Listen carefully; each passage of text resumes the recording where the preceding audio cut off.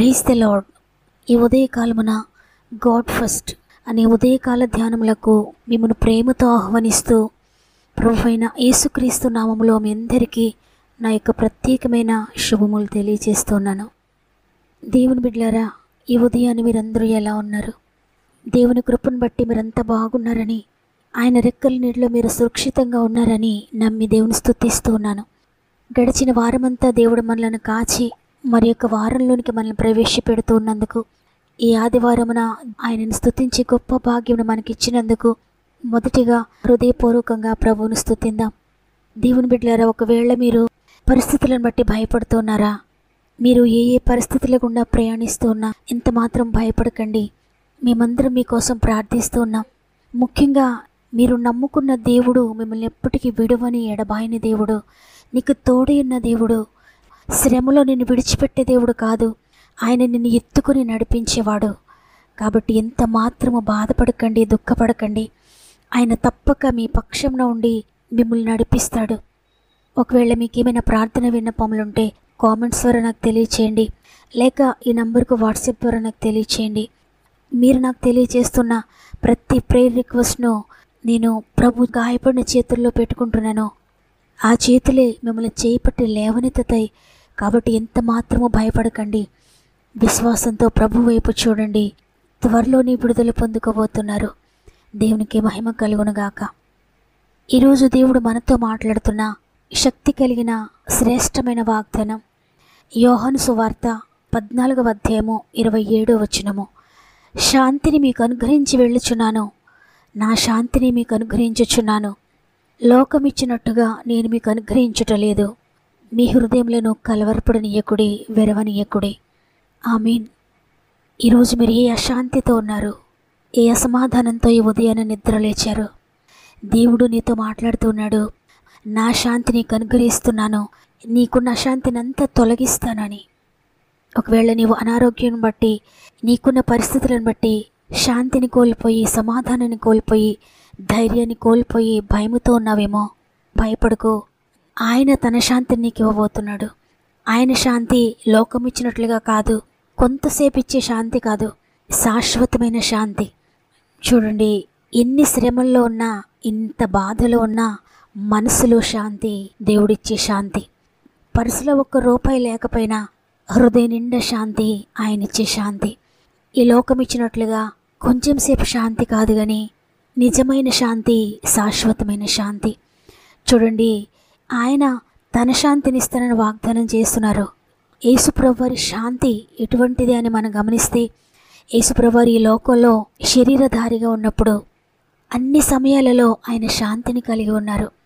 ఆయన పరిచర్య చేస్తున్న ఆ 3.5 సంవత్సరాలలో శాస్త్రులు, పరిసయ్యులు ఆయన బోధించినప్పుడల్లా ఆయన బోధలు తప్పుపడుతూ, ప్రజలను స్వస్థపరిచినప్పుడల్లా స్వస్థతలను తప్పుపడుతూ, ఆయనను వేధిస్తూ, ఆయనను ప్రశ్నలు అడుగుతూ, ఆయనను ఎంతగానో బాధిస్తూ ఉన్నప్పుడు, నేను దేవుని కుమారుడిని కదా, నన్ను ఈ విధంగా ప్రశ్నిస్తున్నారేంటని ఎంత మాత్రమో కోపంతో మాట్లాడలేదు, కానీ సమాధానంతో వారికి జవాబిచ్చేవారు. ఒకానొక రోజున పాపాత్మురాలైన స్త్రీని అక్కడ ప్రజలందరూ రాళ్లతో కొడుతూ ఉన్నప్పుడు, ఈ స్త్రీలానే వారు కూడా పాపాత్ములేని ఆయనకు తెలుసు. అయినా మీరు కూడా ఇదే పాపులు కదా, ఎందుకు ఈమెను హింసిస్తున్నారు, ఈమెను ఎందుకు రాళ్లతో కొడుతున్నారు, ఎందుకు చంపుతున్నారు, మీరందరూ శిక్షకు పాత్రులే అని ఆయన కోపపడలేదు. కానీ మీలో పాపము లేనివాడు ఆమె మీద మొదటి రాయి వేయండి ఎంతో ప్రశాంతంగా వారి హృదయాలను తాకే మాటలు ఆయన వారితో మాట్లాడారు.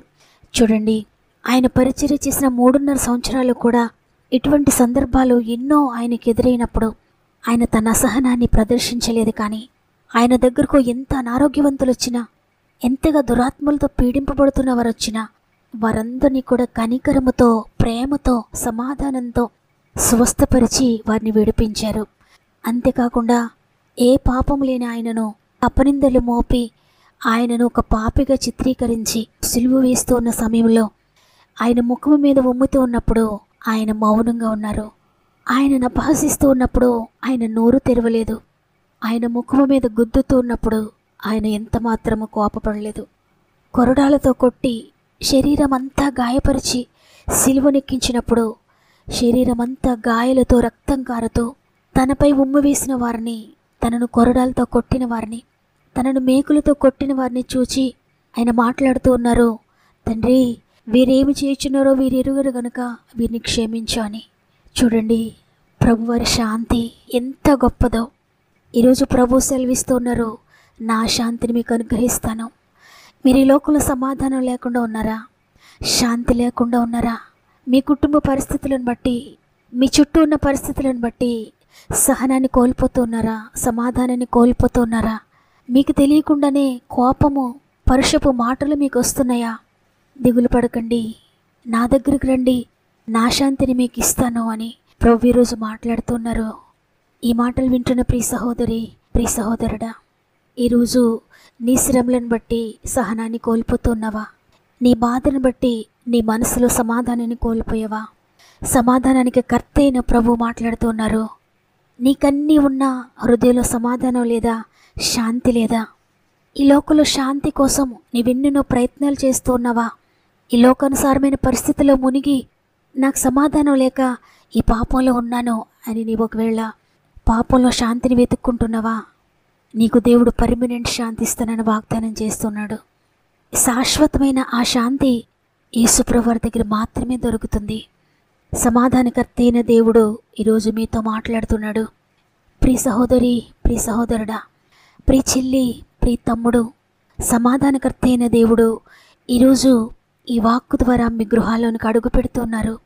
నీవు ఎంత నెమ్మది లేకుండా ఈ ఉదయాన్నే నిద్ర లేచావో, శాంతి లేకుండా కొట్టుమిట్టాడుతున్నావో, అంత నెమ్మదిని, అంత శాంతిని ప్రభువు నీకు ఈరోజు ఇవ్వబోతున్నారు. ఈ లోకంలో ధనము నీకు శాంతినివ్వదు, త్రాగుడు నీకు శాంతినివ్వదు, సినిమాలు నీకు శాంతినివ్వలేవు. కొంచెం సేపు శాంతినిచ్చే ఏవి కూడా నీకు శాశ్వతమైన శాంతినివ్వలేవు. నీకు సమాధానం ఇచ్చేది, నీకు శాంతినిచ్చేది, సమాధానానికి అధిపతి అయిన ప్రభు అయిన యేసుక్రీస్తు వారు మాత్రమే. కాబట్టి ఈరోజు నీకు శాంతి కావాలంటే ఈ వాగ్దానాన్ని నమ్మి ప్రభు పాదాల చెంతకురా. ఆయన తన శాంతిని నీకిచ్చి నీ గృహంలో నీ భార్యతో, నీ భర్తతో, నీ పిల్లలతో సంతోషంగా సమాధానంగా ఉండటానికి దేవుడు గొప్ప కృపను చూపించబోతున్నాడు. అటువంటి శాశ్వతమైన శాంతిని దేవుడు మీకు అనుగ్రహించునుగా. 3 నాళ్ళ ముచ్చటే మనిషి జీవితం, మురిపమిచ్చు మమతలు ఎండమావులే. ఎంత వాడివైనా అందమున్నా ఏ చందమున్నా, ఎంత వాడివైనా అందమున్నా ఏ చందమున్నా, ఎవరు రారు నీతో మరణ దినమున ఈ భువిని వీడినా. క్షణికమైన తృప్తికై పరుగు తీయకు, మోసగించు మోజుపై భ్రమలు చూపకు. క్షణికమైన తృప్తికై పరుగు తీయకు, మోసగించు మోజుపై భ్రమలు చూపకు. బదులుంటా నీతోనని నమ్మబలికినా, బరువొస్తే పరులు వారు ప్రియులు కారురా. బదులుంటా నీతోనని నమ్మబలికినా, బరువొస్తే పరులు వారు ప్రియులు కారురా. స్వార్థమైన ప్రేమలే ఈ ప్రేమలు, ఈ మనిషి ప్రేమలు. స్వార్థమైన ప్రేమలే ఈ ప్రేమలు, ఈ మనిషి ప్రేమలు. ఎవరు రారు నీతో మరణ దినమున ఈ భువిని వీడినా. ఎవరు రారు నీతో మరణ దినమున ఈ భువిని వీడినా. క్షణికమైన తృప్తికై పరుగు తీయకు, మోసగించు మోజుపై భ్రమలు చూపకు. క్షణికమైన తృప్తికై పరుగు తీయకు, మోసగించు మోజుపై భ్రమలు చూపకు. మోసగించు మోజుపై భ్రమలు చూపకు. ప్రేమగల తండ్రి, నీకు వందనాలు. తండ్రి, ఈ లోకంలో ఎక్కడ చూసినా శాంతి లేక, సమాధానం లేక నలిగిపోతున్న పరిస్థితుల్లో మాకు వాగ్దానం చేస్తున్నారు, నా శాంతిని మీకు అనుగ్రహిస్తానని. అది ఏ సమయంలోనైనా శాంతి, శ్రమలో కూడా శాంతి, బాధలో కూడా శాంతి, అనారోగ్యంలో కూడా శాంతి. అట్టి శాంతిని ఈరోజు ఎంతమంది మోకరించి ప్రార్థిస్తూ ఉన్నారో అందరికీ కూడా మీరు దయచేయండి. వారు ఏ విషయాన్ని బట్టి శాంతిని కోల్పోయారో, ఎందువల్ల అశాంతితో నిండిపోయారో ప్రతి అశాంతిని యేసు నామములో కొట్టివేయండి అయ్యా. పాపమును బట్టి శాంతి కోల్పోయి ఉంటే పరిశుద్ధులుగా తీర్చిదిద్ది శాశ్వతమైన శాంతిని దయచేయండి. అనారోగ్యం బట్టి శాంతిని కోల్పోయి ఉంటే ప్రతి రోగం నుండి విడిపించి శాశ్వతమైన శాంతిని దయచేయండి. ఆర్థిక బంధకాలను బట్టి శాంతిని కోల్పోయి ఉంటే బంధకాలన్నీ కూడా తెంచివేసి శాశ్వతమైన శాంతిని దయచేయండి.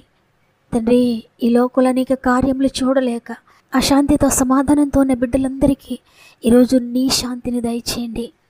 ఉద్యోగం లేకపోయినా దేవుని బట్టి శాంతి, గర్భఫలం లేకపోయినా దేవుని బట్టి శాంతి, వివాహం కాకపోయినా దేవుని బట్టి శాంతి, కోర్టు కేసులో ఉన్న దేవుని బట్టి శాంతి, అనారోగ్యంతో ఉన్న దేవుని బట్టి శాంతి, ఆర్థిక బంధకాలలో ఉన్న దేవుని బట్టి శాంతి. అటువంటి గొప్ప శాంతిని, సమాధానాన్ని ఈరోజు నీ బిడ్డలందరికీ దయచేస్తున్నారని, లోకం ఇచ్చినట్టు కాకుండా నీ శాశ్వతమైన శాంతిని వారికి దయచేసి నీ శాంతితో, నీ సమాధానంతో నింపి నడిపించండి. ప్రత్యేకంగా ఇరుకుల్లో, ఇబ్బందుల్లో ఉన్నారో, కష్టంలో ఉన్నారో పరిశుద్ధాత్ముడా ప్రతి ఒక్కరికి మీరు తోడుగా ఉండండి. వారి యొక్క అవసరాలు తీర్చండి. పరిస్థితులన్నింటినీ త్వరగా చక్కబెట్టి ఎవరైనా ఏది నష్టపోయి ఉంటే తిరిగి రెస్టోర్ చేయండి. మా ఆత్మీయ కుటుంబం చేతుల్లో పెట్టుకుంటూ ఉన్నాను. ఈ దినమును వారు ప్రారంభిస్తూ ఉండగా ఈరోజంతా వారికి తోడే ఉండండి. వారి ప్రయాణాలు నీ దూతలు తోడుగా ఉంచండి. ఇంటర్వ్యూస్కి వెళ్తూ ఉంటే మీరు సహాయకుడిగా ఉండండి. ఎగ్జామ్ రాస్తున్న బిడ్డలకు మీరు తోడుగా ఉండండి. ఉద్యోగ ప్రయత్నాలు సఫలపరచండి. వ్యాపారాలను అభివృద్ధి చేయండి. వ్యవసాయాన్ని అభివృద్ధి పరచండి. వివాహ ప్రయత్నాలు సఫలపరచండి. అయ్యా, వారెక్కడికి వెళ్తూ ఉన్నా, వారు ఏ పని ప్రారంభిస్తున్నా ప్రతి పనిలో జయము దయచేసి వారు వెళ్ళి చోట్ల నీవు తోడుగా ఉండి మీరు నడిపిస్తారని నీ శక్తి కలిగిన చేతులకు అప్పగించుకుంటూ యేసయ్య పరిశుద్ధమైన నామంలో అడిగి వేడుకొంచున్నాను తండ్రి. ఆమేన్. దేవుడు మిమ్మల్ని, మీ కుటుంబాలను అత్యధికంగా ఆశీర్వదించి దీవించునుగాక. మళ్ళీ రేపు అందరం కలిసి ఆయనను స్తుతిందాం. అంతవరకు ప్రభు మనకు తోడేండి నడిపించునుగాక. God bless you.